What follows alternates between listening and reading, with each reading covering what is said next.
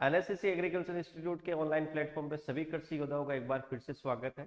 आज एक बार फिर से अपन महत्वपूर्ण प्रश्नोत्तरी की अपन बात करते हैं जो आपके एग्रीकल्चर सुपरवाइजर, आपकी जेईटी सीयूटी जो भी बच्चे तैयारी कर रहे हैं उनके लिए महत्वपूर्ण रहने वाले हैं। चलिए आज बात करते हैं क्वेश्चन की। जो आपको फर्स्ट क्वेश्चन है वो क्या रहेगा कि मृतिका जो मृदा है उस मृतिका मृदा में कणों का आकार होता कितना है। आपकी मृतिका मृदा है वो कहते किसे हैं, जिसकी अपन बात करते हैं तो मृतिका मृदा अपन कहते हैं किस मृदा को, आपकी काली मृदा को कहते हैं। कौन सी मृदा को कहते हैं? काली मृदा। आपकी जो काली मृदा है उस काली मृदा को अपन क्या कहेंगे?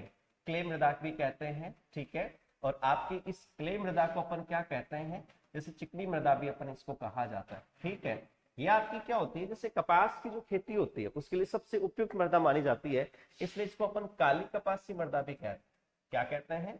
काली कपासी मृदा के नाम से भी इसको जाना जाता है। चलिए, लेकिन ये पूछ रहा है कि आपकी जो मृदिका मृदा है, आपकी जो क्ले सोइल है, उस क्ले सोइल की जो पार्टिकल जो डेंसिटी है यानी जो कणों का आकार है वो आकार कितना होता है, ठीक है। तो अपन देखिएगा, एक आपका जैसे अपन देखें ISSS यानी ISSS के अनुसार अपन देखें तो मृदा के कणों को 4 भागों के अंदर बांटा गया है। 4 भागों के अंदर किस किस के अंदर बांटा गया है तो उसकी बात हम करते हैं।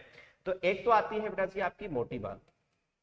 कौन सी होती है? आपकी मोटी बालू होती है। और मोटी बालू के कणों का आकार देखें तो वो होता है 2 mm से लेकर 0.2 mm तक होता है। कितना होता है? 2 से लेकर कितना होगा? 0.2 mm होता है। इसके अलावा अपन देखें, एक होती महीन बालू। कौन सी होती है? आपकी महीन बालू। और महीन बालू का आकार है वो 0.2 से लेकर 0.02 mm तक होता है, ठीक है। इसके अलावा अपन देखें कि आपकी जैसे सिल्ट मृदा होती है। कौन सी मृदा होती है? सिल्ट मृदा। और सिल्ट मृदा के कणों का आकार देखें तो 0.02 से लेकर 0.002 mm तक होता है, ठीक है। इसके अलावा अपन देखें जैसे आपकी क्ले मृदा होती है, जैसे मैंने आपको कहा आपकी क्ले मृदा को मृतिका मृदा भी कहते हैं, आपकी जैसे काली मृदा भी कहते हैं, चिकनी मृदा भी कहते हैं, इसको काली कपासी मृदा भी कहते हैं। उसके कणों का आकार है वो कितना होता है? वो होगा 0.002 mm से क्या होता है बेटा जी? कम होता है। तो आपकी जो काली मृदा है उस काली मृदा के कणों का आकार है वो आकार होता कितना है? 0.002 mm से क्या होगा? कम होता है। चलिए, अपन इसकी तो बात अपन ने कर ली। चलिए, आपकी जो क्ले मृदा है उस क्ले मृदा के कणों का आकार है वो आकार कितना होगा? 0.02 mm से कम होगा। ऑप्शन क्या दे रखे हैं उसकी भी अपन चर्चा कर लें। चलिए, आपका जैसे फोर्थ ऑप्शन है तो ये इसका आंसर नहीं होगा। आपका जो थर्ड ऑप्शन है वो भी इसका आंसर नहीं होगा। आपका जो सेकंड है वो इसका क्या होगा? आंसर होगा। फर्स्ट आंसर भी नहीं होगा। तो आपकी जैसे मृदा के कणों के आकार पे, इसके आकारों की अपन बात करें तो मोटी बालू है उसके कणों का आकार कितना? 2 से लेकर 0.2 mm।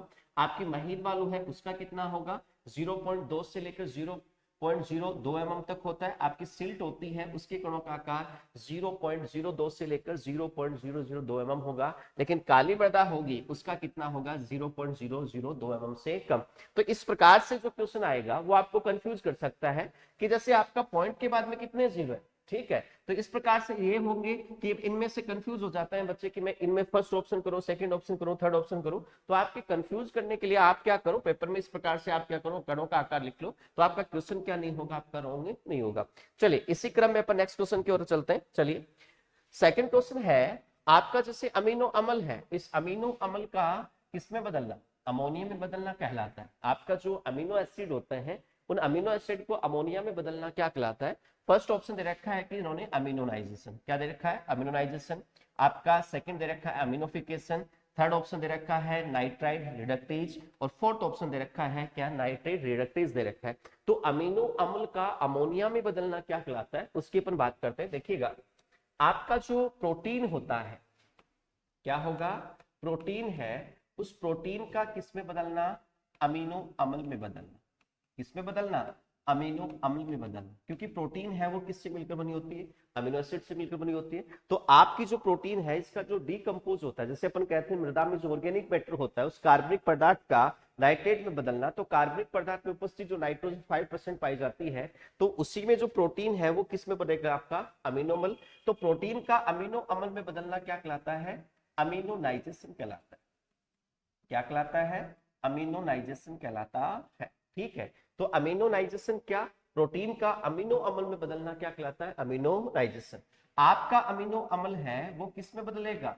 आपका अमोनियम में बदलता है। किसमें बदलता है? अमोनियम। अमीनो अम्ल का अमोनियम में बदलना क्या कहलाता है? अमीनोफिकेशन कहलाता है बेटा। क्या कहलाता है? अमीनोफिकेशन कहलाता है। तो आपका प्रोटीन का अमीनो अम्ल में बदलना अमीनोनाइजेशन। अमीनोफिकेशन क्या होता है? अमीनो अम्ल का किस में बदलना? अमोनियम में बदलना अमीनोफिकेशन कहलाता है। आपका जो अमोनियम है, इस अमोनियम का किस में बदलना? आपके नाइट्राइड में बदलना। क्या किसमें बदलना? नाइट्राइड। और नाइट्राइड में बदलने की क्रिया को अपन क्या कहते हैं? उसको अपन कहते हैं बेटा जी नाइट्राइड रिडक्टेज कहा जाता है। क्या कहते हैं? नाइट्राइड रिडक्टेज कहा जाता है। नाइट्राइड है वो किस में बदलता है? आपके नाइट्रेट में बदलता है। किसमें बदलता है? नाइट्रेट में बदलता है। और उस क्रिया को अपन क्या कहते हैं बेटा जी? उसको कहते हैं नाइट्रेट रिडक्टेज कहा जाता है। क्या कहा जाता है? नाइट्रेट रिडक्टेज कहा जाता है। अब आपका अमोनिया है वो नाइट्राइड में बदलता है, तो इसको डिकम्पोज करने का काम है वो एक जीवाणु करता है, और उस जीवाणु का नाम होता है नाइट्रोसोमोनास। क्या होगा बेटा जी? नाइट्रोसोमोनास। यानी नाइट्रोसोमोनास क्या करेगा? आपके अमोनिया को किस में बदलने का काम करता है? नाइट्राइड का। और अमोनियम का नाइट्राइड में बदलना क्या कहलाता है? नाइट्राइड रिडक्टेज कहलाता है। आपका ये जो नाइट्राइड है उसको नाइट्रेट में बदलने का काम है, इसको डिकम्पोज करने का काम है, वो कौन करता है? जीवाणु। और जीवाणु कौन सा करेगा? तो बेटा जी नाइट्रोबैक्टर करता है। कौन करता है? आपका नाइट्रोबैक्टर करता है। तो ये नाइट्रोबैक्टर क्या करेगा? नाइट्राइड को किस में बदलेगा? नाइट्रेट। आपका अमोनिया का नाइट्रेट में बदलना क्या कहलाता है? इसको अपन कहते हैं बेटा जी नाइट्रीकरण कहते हैं। क्या कहते हैं? नाइट्रीकरण कहते हैं। तो आपका अमीनो डाइजेशन, तो अमीनो नाइट्रेशन प्रोटीन का अमीनो अम्ल में बदलना, अमीनो अम्ल का अमोनियम में बदलना अमीनोफिकेशन, और अमोनियम का नाइट्राइड में बदलना नाइट्राइड रिडक्टेज, और नाइट्राइड का नाइट्रेट में बदलना क्या कहलाता है? आपका नाइट्रेट रिडक्टेज कहलाता है। तो क्वेश्चन क्या था? क्वेश्चन ये था कि आपका अमीनो अम्ल है, इस अमीनो अम्ल का किस में बदलना? अमोनियम में बदलना। वो क्या कहलाता है? आपका अमीनोनाइजेशन तो नहीं होता। अमीनोनाइजेशन होता है आपकी जो प्रोटीन है उस प्रोटीन का किस में बदलना? आपके अमीनो अम्ल में बदलना। किस में बदलना? अमीनो अम्ल बदलना। तो ये ऑप्शन तो नहीं हो सकता। अमीनोफिकेशन क्या होता है? अमीनोफिकेशन का मतलब हो गया कि आपका अमीनो एसिड है वो अमीनो अम्ल डीकंपोज होके वो किस में बदलता है? आपके अमोनियम में बदलता है। तो इसका आंसर ये क्या होगा? अमीनोफिकेशन। नाइट्राइड रिडक्टेज क्या होता है? नाइट्राइड रिडक्टेज होता है आपका अमोनियम है वो उस अमोनियम का किस में बदलना? आपका नाइट्राइड में बदलना। किस में बदलना? नाइट्राइड। नाइट्राइड रिडक्टेज क्या होता है? आपका जो नाइट्राइड है उस नाइट्राइड का किस में बदलना बेटा जी? नाइट्रेट में बदलना क्या कहलाता है? नाइट्रेट रिडक्टेज कहलाता है। तो आपका अमीनो अम्ल का अमोनियम में बदलना वो कहलाता है बेटा जी आपका अमीनोफिकेशन। तो आंसर क्या माना जाएगा इसका? सेकंड ऑप्शन माना जाएगा। चलिए इसी क्रम में नेक्स्ट क्वेश्चन की ओर अपन बढ़ते हैं। तो देखिएगा नेक्स्ट क्वेश्चन है कि पौधों को उपलब्ध होने वाला जो केसी का जो जल है, कौन सा जल है बेटा जी? केसी का जल है वो कितने दाब पर पाया जाता है? बहुत ही अच्छा क्वेश्चन है कि आपका जो पौधे को उपलब्ध होने वाला जो जल है जिसको अपन कैपिलरी वाटर कहा जाता है या केसी का जल कहते हैं या अवेलेबल वाटर कहते हैं, तो आपका ये केसी का जल है वो कितने बार दाब पर पाया जाता है? तो आपके ऑप्शन दे रखे हैं जैसे 0 से 33 बार है, 0.33 से 15 बार है, 15 से 31 बार है, 0.33 से लेकर 31 से बार है। तो कितने दाब पर ये जल पाया जाता है उसकी अपन पूरी की पूरी अपन बात करते हैं डिटेल से। तो देखिएगा आपकी मृदा होती है, क्या होती है? मृदा होती है। उस मृदा जल की अपन बात करें तो मृदा के अंदर 3 प्रकार का जल होता है। कितने प्रकार का जल होता है? 3 प्रकार। 3 प्रकार का कौन सा होगा? एक तो होता है आपका गुरुत्वाकर्षण जल। कौन सा जल होता है? गुरुत्वाकर्षण जल होता है। सेकंड बात करें तो आपका कौन सा होता है? कैपिलरी वाटर, जिसको अपन केसिका जल भी कहते हैं। और एक होता है बेटा जी आपका कौन सा? आर्द्रता ग्राही जल कहते हैं, जिसको अपन हाइग्रोस्कोपिक वाटर भी कहा जाता है। यानी आपकी मृदा जल की अपन बात करें तो मृदा में जो जल है वो कितने प्रकार का होता है? तो 3 प्रकार का होगा। 3 प्रकार का कौन सा? तो आपके गुरुत्वाकर्षण केसिका और एक आपका होगा कौन सा? आर्द्रता ग्राही जल। चलिए अपन बात करते हैं कि मृदा के अंदर जो जल होता है उस जल को मापने की जो इकाई है वो मापने की इकाइयां क्या है? तो मृदा जल को मापने की इकाई होती है बेटा जी जैसे बार है आपका, जैसे पास्कल है, ठीक है, या फिर अपन पीएफ मान के रूप में मृदा जल को अपन क्या करते हैं? मापते हैं, ठीक है। वैसे अपन कहते हैं कि मृदा के अंदर जो टोटल वाटर होता है क्या होता है? कुल जल होता है उस कुल जल को अपन कहते हैं क्या, होलार्ड कहते हैं। क्या कहते हैं, होलार्ड कहा जाता है। होलार्ड में जो जल उपलब्ध होता है पौधों को, उस उपलब्ध जल को अपन कहते हैं क्या, केसार्ड कहते हैं। लेकिन जो उपलब्ध नहीं होता है पौधों को, उपलब्ध नहीं होता है उस जल को अपन कहते हैं बेटा जी क्या, इकार्ड। जो टोटल वाटर होगा उसको अपन क्या कहेंगे, होलार्ड। होलार्ड में जो अवेलेबल जो वाटर पौधों को उपलब्ध होता है उसको अपन कहते हैं केसार्ड। जो उपलब्ध नहीं होता उस जल को अपन कहते हैं क्या, इकार्ड कहा जाता है। अपन देखिएगा आपकी जो मृदा के अंदर जो जल होता है वो जल कितने प्रकार का, 3 प्रकार का। कितने दाब पर पाया जाता है उसकी भी अपन बात कर लेते हैं। तो देखिएगा 0 से लेकर 0.33 या फिर 1/3 बार दाब से कम दाब पर जो जल पाया जाता है उस जल को अपन कहते हैं क्या, गुरुत्वाकर्षण जल कहा जाता है। क्या कहते हैं, गुरुत्वाकर्षण जल। गुरुत्वाकर्षण क्या होता है, जब मृदा की सतह पर अधिक मात्रा हो जाती जल की तो ये क्या होता है, गुरुत्व बल के कारण मृदा या पौधे के जड़ क्षेत्र से इतना नीचे चला जाता है कि ये पौधों को उपलब्ध ही नहीं होता। इसलिए अपन ये कहते हैं कि ये जल पौधों को उपलब्ध नहीं होता। लेकिन ये कितने बार दाब पर पाया जाता है, तो ये 0.33 या 1/3 बार दाब से क्या होता है, कम दाब पर ये पाया जाता है। आगे चलेगा अपन देखें कि 0.33 से लेकर 15 बार, ठीक है, और 15 बार से लेकर आपका जो 31 बार है, कितना बार, 31 बार। तो 0.33 से लेकर 31 बार दाब के जो मध्य होता है उस मध्य जल को अपन कहते हैं बेटा जी कौन सा जल, आपका केशिका जल कहा जाता है। क्या कहते हैं, केशिका जल। यही पौधों को क्या होता है, उपलब्ध होता है, इसलिए अपन इसको अपन क्या कहते हैं, उपलब्ध जल भी कहते हैं। और यही मृदा के अंदर क्या होता है, स्वतंत्र रूप से पाया जाता है। इसको लिए अपन क्या कहते हैं, इसको सुलभ जल के नाम से भी इसको जाना जाता है। चलिए आगे देखिएगा, आपके 31 बार से अधिक दाब पर जो जल पाया जाता है उस जल को अपन कहते हैं बेटा जी क्या, आर्द्रताग्राही जल कहा जाता है। क्या कहते हैं, आर्द्रताग्राही जल कहते हैं, जिसको हाइग्रोस्कोपिक जल भी कहा जाता है। तो अपन यहां लिख देते हैं क्या, आर्द्रताग्राही जल। ठीक है, आर्द्रताग्राही जल है, ये भी आपके पौधों को क्या नहीं होता बेटा जी, उपलब्ध नहीं होता है। इसलिए अपन कहते हैं कि आपके पौधों को उपलब्ध होने वाला जो जल है वो जल कौन सा, आपका केशिका, और उपलब्ध नहीं होने वाला जल गुरुत्वाकर्षण और आपका आर्द्रताग्राही जल होता है। चलिए आगे अपन देखते हैं, ये आपका जैसे 0.33 बार से लेकर 31 बार दाब के जो मध्य है इसके ऊपर अपन क्या मापते हैं, क्षेत्र क्षमता को मापते हैं। किसको मापा जाता है, क्षेत्र क्षमता। क्षेत्र क्षमता का मतलब हो गया आपकी जो फील्ड कैपेसिटी होती है, कौन सी कैपेसिटी, फील्ड कैपेसिटी होती है, उस फील्ड कैपेसिटी को मापा जाता है कितने बार दाब पर, 0.33 से लेकर आपके 31 बार दाब पर। के फील्ड कैपेसिटी होती क्या है, तो आपके पौधों को जल उपलब्ध होने की, क्या उपलब्ध होने की, जल उपलब्ध होने की क्या है बेटा जी, ऊपरी सीमा है। क्या है बेटा जी, ऊपरी सीमा है, और उस सीमा को अपन क्या कहते हैं, फील्ड कैपेसिटी या क्षेत्र क्षमता कहते हैं। इस अवस्था पर आपकी जो मृदा होती है उस मृदा के अंदर आपका 100% जल पाया जाता है। 100% का मतलब 100% क्या पाया जाता है बेटा जी, वाटर पाया जाता है इस अवस्था के अंदर। आपकी क्षेत्र क्षमता का मापन या मापन कितने सिंचाई के कितने देर बाद अपन कर सकते हैं, तो अपन फील्ड कैपेसिटी को तो ये तो कह दिया कि भाई पौधों को उपलब्ध होने वाली जो ऊपरी सीमा है उसको फील्ड कैपेसिटी कह सकते हैं। लेकिन अपन क्या करते हैं, जैसे सिंचाई करते हैं, सिंचाई करने के बाद 48 से 72 घंटों के बाद जो मृदा के अंदर मॉइस्चर जो नमी होती है उस नमी की मात्रा को भी अपन फील्ड कैपेसिटी, क्षेत्र क्षमता कह सकते हैं। इसलिए यहां से क्वेश्चन पूछा जाता है कि मृदा के अंदर या जैसे सिंचाई अपन करते हैं तो सिंचाई के कितने समय के बाद फील्ड कैपेसिटी को मापा जाता है, तो बेटा जी सिंचाई के 48 से 72 घंटे के बाद अपन क्या करते हैं, फील्ड कैपेसिटी को माप सकते हैं। तो आपकी फील्ड कैपेसिटी, क्षेत्र क्षमता क्या होती है, तो मैंने कहा पौधों को जल उपलब्ध होने की जो ऊपरी सीमा है उस ऊपरी सीमा को अपन फील्ड कैपेसिटी या क्षेत्र क्षमता कहते हैं।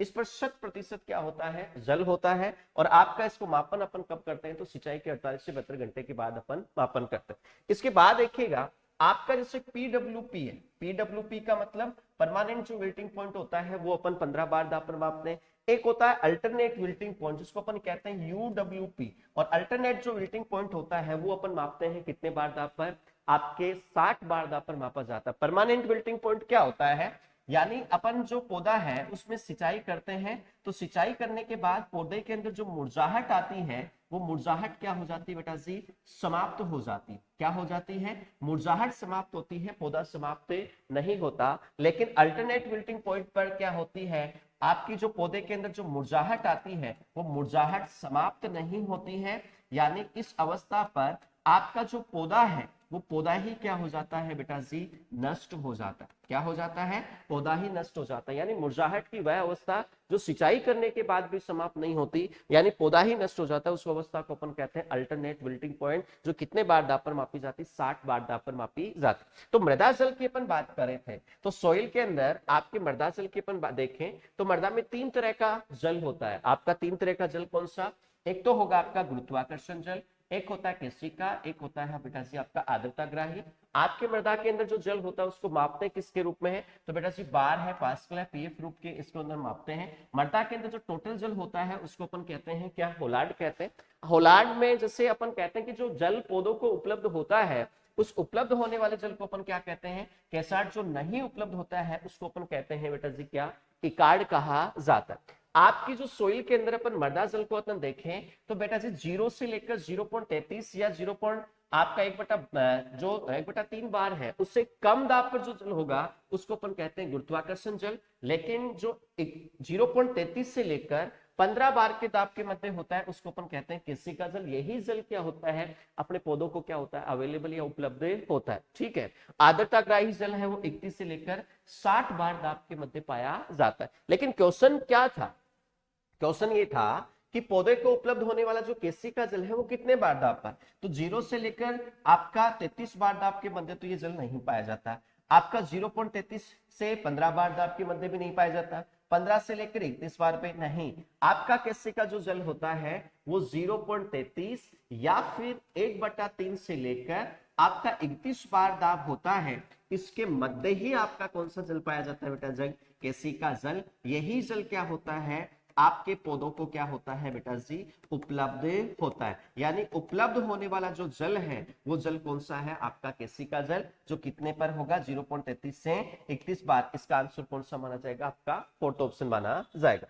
चलिए इसी क्रम में नेक्स्ट क्वेश्चन की ओर अपन बढ़ते हैं। तो देखिएगा आपकी जो मृदा है उस मृदा में, यानी मृदा वायु में वायुमंडल की अपेक्षा कितनी गुना अधिक CO2 पाई जाती है। बहुत ही अच्छा क्वेश्चन है कि आपकी जैसे मृदा वायु है उस मृदा वायु में आपकी वायुमंडल की अपेक्षा कितनी प्रतिशत है वो कार्बन डाइऑक्साइड पाई जाती है। तो देखिएगा 2 से 3 गुना, आपका 5 से 6 गुना, 6 से 8 गुना और 8 से 10 गुना। इसको अपन दोनों की स्थितियों को अपन देखने पड़ेगा कि वायुमंडल में कौन कौन सी गैसों का संगठन होता है, कितने प्रतिशत होगा, मृदा में कौन कौन सी गैस होती है उनके क्या संगठन होता है, उसकी कितनी मात्रा होती है, उसकी दोनों की अपन स्थितियों को देख लें। तो देखिएगा एक तरफ तो अपन कहते हैं वायुमंडल, क्या लिखते हैं, वायुमंडल ये गैसीय संगठन या वायुमंडल का गैसीय संगठन, वायुमंडल का गैसीय संगठन। अब गैसीय संगठन या आपका सोइल कंपोजिशन क्या होता है वायुमंडल का, तो देखिएगा। और एक तरफ अपन बात करते हैं किसकी, आपकी मृदा का गैसीय संगठन, मृदा का गैसीय संगठन। दोनों की अपन क्या करते हैं बेटा जी, बात करते हैं। अब देखो वायुमंडल में अपन कहें नाइट्रोजन कितनी प्रतिशत पाई जाती है, तो वायुमंडल में नाइट्रोजन पाई जाती है कितनी प्रतिशत, 78%। आपकी मृदा के अंदर भी नाइट्रोजन कितनी होगी, 78% होगा। चलिए ऑक्सीजन की अपन बात करते हैं, किसकी बात करते हैं, ऑक्सीजन की बात करते हैं। तो ऑक्सीजन होगा कितना, 21%। और मृदा में भी कितना प्रतिशत, 21। लेकिन अपन वायुमंडल में देखें आर्गन की मात्रा को देखें तो आर्गन कितना होगा, 0.93%। और यहाँ पे कितना होता है बेटा जी, 0% होता है। ठीक है, चलिए CO2 की मात्रा की बात करें तो यहाँ होगा 0.03%। और लेकिन यहाँ कितना होता है, 0.25 से लेकर 0.30%। तो प्रतिशत में मात्राओं में अपन को ये नहीं पता चल रहा कि ये कितनी गुना अधिक हो सकती है, ये कितना गुना हो सकती है। लेकिन आजकल क्या हो गया कि इनमें से क्वेश्चन ऐसे पूछने लगे कि मृदा में कितनी ppm CO2 पाई जाती है। आपकी वायुमंडल में जो प्रतिशत में अपन कहते हैं 0.03% CO2 होती है, तो ये कितना ppm होता है, तो ppm में बदल लें। तो वायुमंडल में ppm में बदलेंगे तो आएगा कितना बेटा जी, 300 ppm। कितना ppm आएगा, 300 ppm। इसको अपन ppm में बदलें तो होगा बेटा जी कितना, 2500 से लेकर कितना हो गया 3000 पीपीएम हो गए। कितना हो गया 3000। तो अपन आप कंपैरिजन कर सकते हैं कि यहां 300 और वहां 3000, तो कितना गुना अधिक हो गया, तो ये आपकी CO2 है मृदा के अंदर 10 गुना अधिक हो गई। तो आपकी जो मृदा वायु होती है, इस मृदा वायु के अंदर आपके वायुमंडल के 8 से 10 गुना क्या होती है, अधिक क्या पाई जाती है, CO2 पाई जाती। ठीक है, तो इसके लिए अपन कह सकते हैं कि वायुमंडल में 8 से 10 गुना क्या पाई जाती है, अधिक CO2 पाई जाती है। इसलिए अपन कह सकते हैं कि आपका जो आंसर होगा वो 2 से 3 नहीं होगा, 5 से 6 नहीं होगा, 6 से 8 नहीं होगा और 8 से 10 नहीं होगा। तो आपका आंसर माना जाएगा कौन सा, 8 से 10 गुना अधिक होगा। ठीक है, चलिए इसी क्रम में नेक्स्ट क्वेश्चन की ओर अपन बढ़े तो देखिएगा नेक्स्ट क्वेश्चन होगा कि अम्लीय मृदा है। कौन सी मृदा है आपकी, एसिडिक जो सोइल होती है उसमें किस सूक्ष्म पोषक तत्व की क्या पाई जाती है, कमी पाई जाती है। यानी ऐसा कौन सा माइक्रोन्यूट्रिएंट है जिसकी डिफिशियंसी पाई जाती है, कौन सी सोइल में, आपकी एसिडिक जो सोइल होती है उसके अंदर। आपके 4 ऑप्शन दे रखे हैं, जैसे आपका आयरन है, मैग्नीज है, बोरोन है और आपका कौन सा है, मोलिब्डेनम है। तो आपके जैसे अपन कहते हैं कि आवश्यक जो पोषक तत्व होते हैं, कौन से पोषक तत्व होते हैं, आवश्यक जो पोषक तत्व होते हैं उसकी टोटल संख्या है, उनमें माइक्रोन्यूट्रिएंट या सूक्ष्म पोषक तत्वों को अपन देखें तो सूक्ष्म पोषक तत्व की टोटल संख्या कितनी होती है, 8 सूक्ष्म पोषक तत्वों को ज्ञात करने के लिए अपन देखें तो अपन ने क्या करते हैं, ट्रिक क्या उपयोग करते हैं। जैसे अपन कहते हैं फिर आपका कल मैंने भी जाना मोनीस क्यों नहीं अच्छा। यानी आपकी इस ट्रिक के अनुसार अपन क्या करेंगे, आवश्यक जो पोषक तत्व होते हैं उन आवश्यक पोषक तत्व की जो श्रेणी में शामिल जो 8 सूक्ष्म पोषक तत्व, उन सूक्ष्म पोषक तत्वों को देखेंगे। देखिएगा फिर में आएगा आपका कौन सा, फेरस, कल में आएगा क्लोरीन, मैंने में आएगा मैग्नीज, बी में आएगा बोरॉन, जाना में आएगा जिंक, मोनिस में आएगा मोलिब्डेनम, क्यू में आएगा कॉपर, नहीं में आएगा निकल। ये टोटल 8 सूक्ष्म पोषक तत्व हैं। लेकिन ये पूछ रहा है कि एसिडिक सोइल जिस मृदा का पीएच मान क्या होगा 7 से कम और 7 से कम मृदा वाली क्या होती है, अम्लीय मृदा, इनमें किसकी कमी पाई जाती है। तो देखिएगा वैसे तो अपन ये कहते हैं कि अम्लीय मृदा में लगभग सभी सूक्ष्म पोषक तत्व की क्या पाई जाती है, अधिकता। आपको दिख रहा होगा मैंने मोलिब्डेनम को एक टारगेट किया है, तो मोलिब्डेनम को छोड़कर जितने भी आपको माइक्रोन्यूट्रिएंट दिख रहे हैं उन सभी सूक्ष्म पोषक तत्व की अधिकता पाई जाती है किसमें, आपकी अम्लीय मृदा में। किसमें पाई जाती है, अम्लीय। लेकिन कमी किसकी होगी,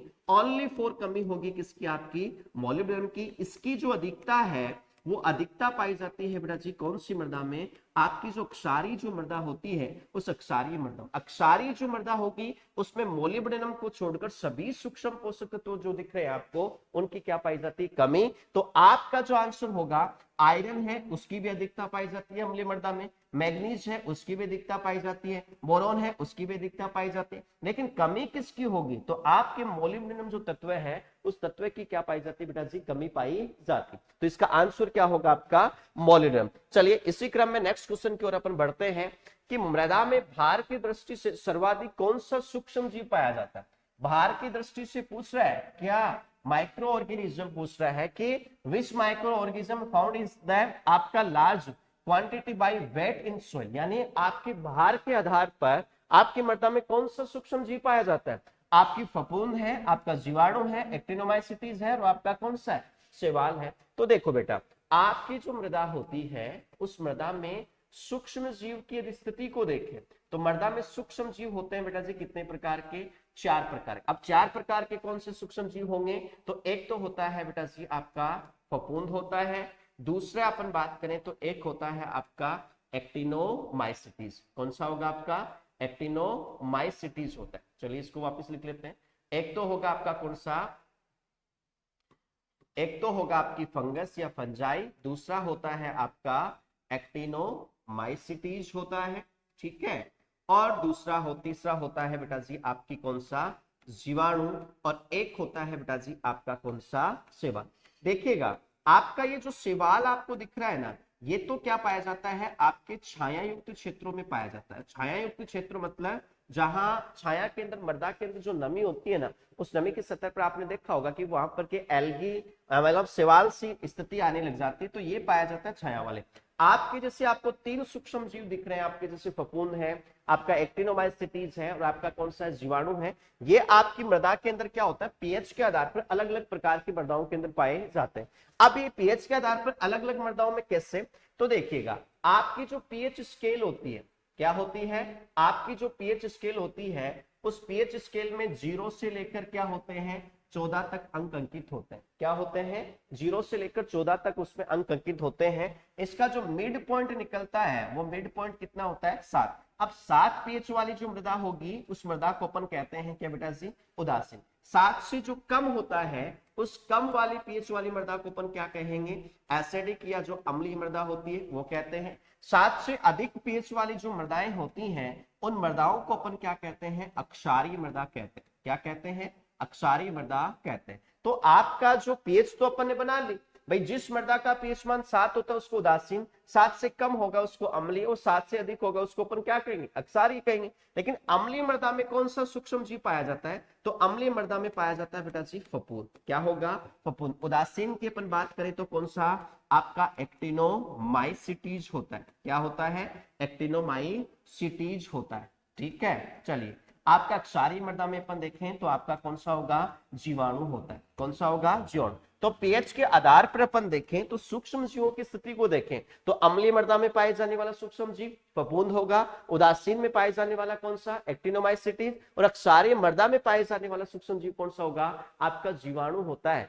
लेकिन अपन ने ये तो कह दिया, अब अम्लीय मृदा में जो भी कार्बनिक पदार्थ होगा उसका आपका कौन विघटन करता है, आपका फफूंद करेगा। एक्टिनोमाइसीटीज उदासीन मृदा में जीवाणु होगा, वो कौन सी होगा, अक्षारीय। लेकिन क्वेश्चन क्या होता है, कभी कभी पूछता है कि आपकी मृदा में जैसे भार की दृष्टि से देखा जाए ना, तो भार की दृष्टि से देखेंगे तो सर्वाधिक पाए जाने वाला जो सूक्ष्म जीव होता है वो कौन सा होता है, आपका फफूंद होता है। मृदा में भार की दृष्टि से वेट के आधार पर अपन देखें तो कौन सा माइक्रो ऑर्गेनिज्म है वो सर्वाधिक मिलता है, तो वो फफूंद। लेकिन संख्या के आधार पर अपन देखें, किसके आधार पर देखें, संख्या के आधार पर अपन देखें तो बेटा जी संख्या के आधार पर देखा जाए तो संख्या की दृष्टि से सर्वाधिक पाए जाने वाला सूक्ष्म जीव कौन सा, आपका जीवाणु होता है। जीवाणु की कुछ प्रजातियां आपकी अम्लीय मृदा में भी होंगी, उदासीन मृदा में भी होती है, जैसे अपन अपवाद स्वरूप ये कहते हैं। जैसे चावल होता है, क्या होता है, चावल होता है, और चावल की जो खेती है वो खेती अपन कहते हैं कि 4 से 6 पीएच पे करते हैं। अब 4 से 6 पीएच वाली मृदा तो कौन सी होती है, आपकी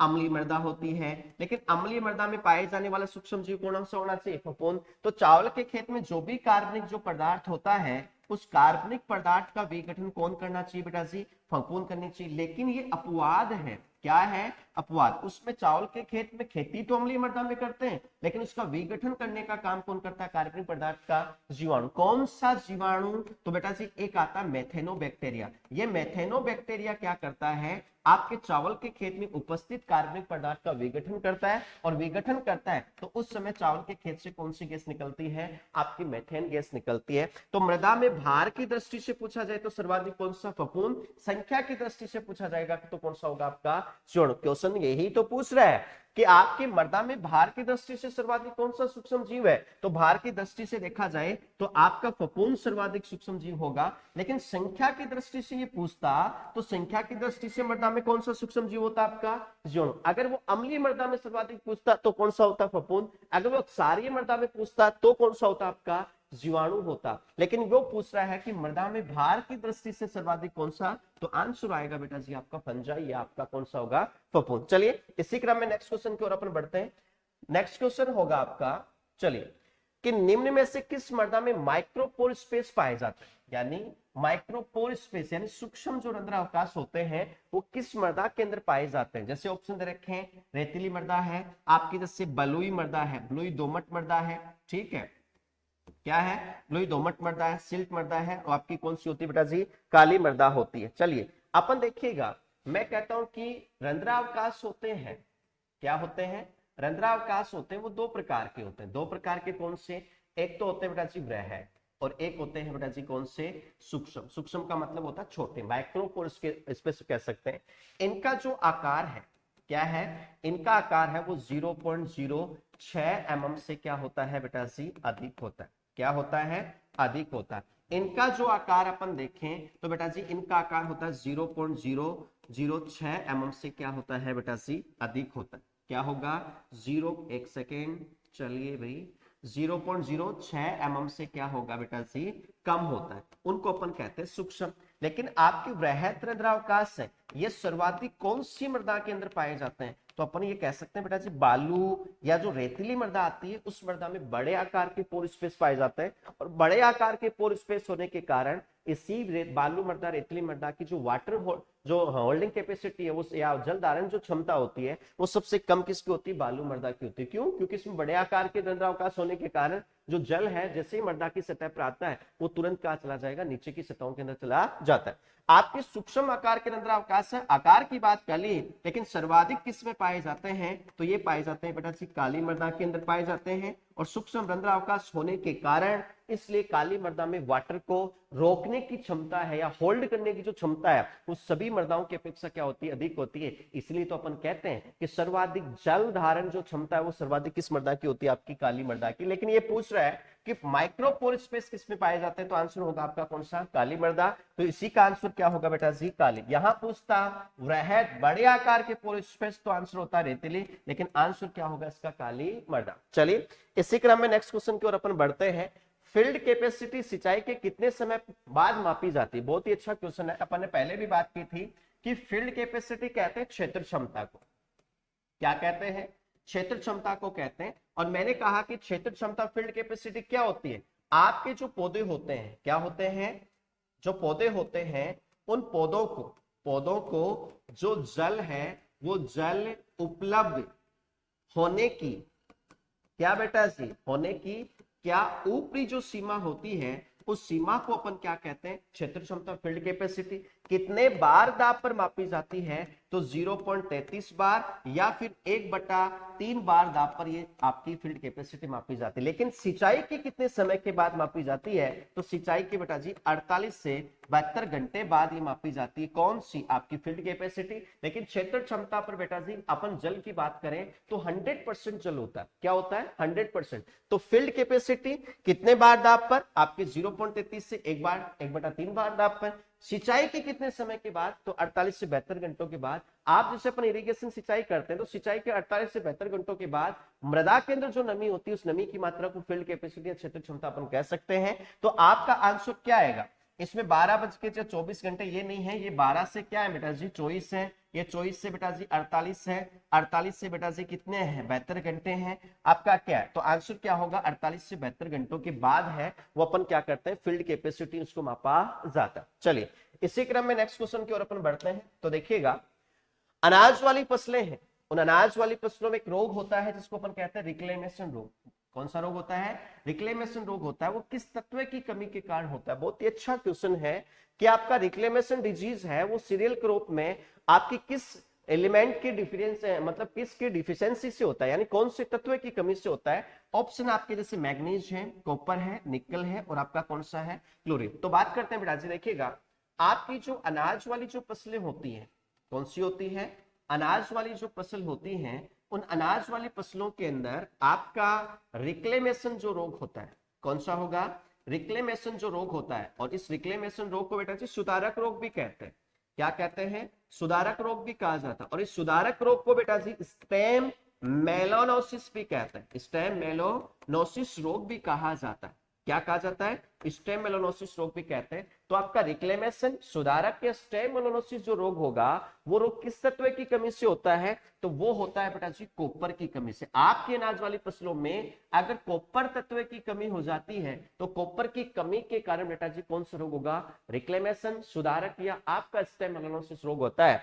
तो आंसर क्या माना जाएगा इसका, सेकंड आंसर इसका माना जाएगा। चलिए इसी क्रम में नेक्स्ट क्वेश्चन की ओर अपन बढ़ते हैं। नेक्स्ट क्वेश्चन क्या रहेगा कि पौधों की पत्तियां हैं उन पत्तियों में क्लोरोफिल वर्णक है, उस वर्णक का निर्माण किस तत्व के द्वारा होता है। बहुत ही अच्छा क्वेश्चन दिया है कि पौधों की पत्तियों में क्लोरोफिल वर्णक है उसका निर्माण है वो किस तत्व के द्वारा होता है। देखिएगा आपकी पौधों की जो पत्तियां होती हैं क्या होती हैं, पौधों की पत्तियां, उन पत्तियों के अंदर आपके क्लोरोफिल वर्णक होता है। क्या होता है, क्लोरोफिल वर्णक होता है जिसके कारण पौधों की पत्तियों का रंग कैसा होता है, हरा होता है। ठीक है, आपकी क्लोरोफिल वर्णक है उसकी पत्तियों का जो निर्माण है, निर्माण करने वाले जो तत्व हैं वो तत्व हैं कौन से, उनकी अपन बात करते हैं।